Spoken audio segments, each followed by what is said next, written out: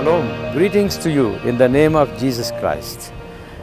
Today I am standing as a small roof of the church. It's not a proper bigger roof, but smaller roof.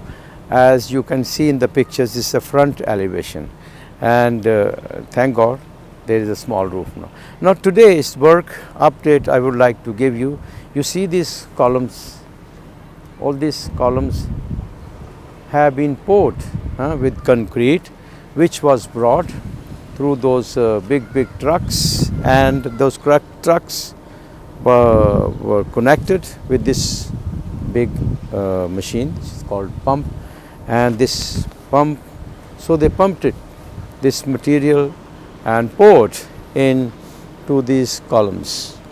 So we can say that almost we have reached up to the level of roof.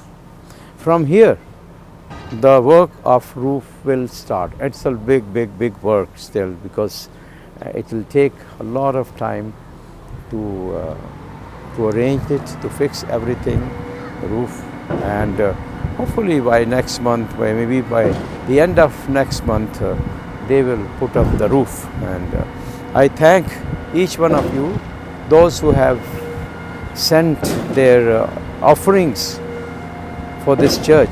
Thank you. God bless you. And I encourage and all those who want to remain in this house of God. If you have sent your offerings, that means because of your offerings, these columns have been erected.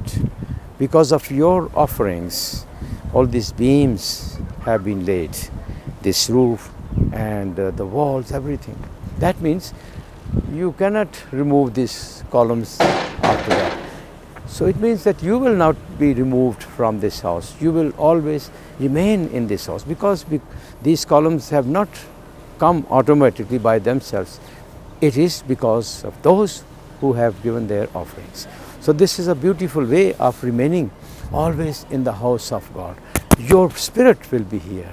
You will be here, the inside of you, maybe physically not, but your spirit and soul will be here in this hall.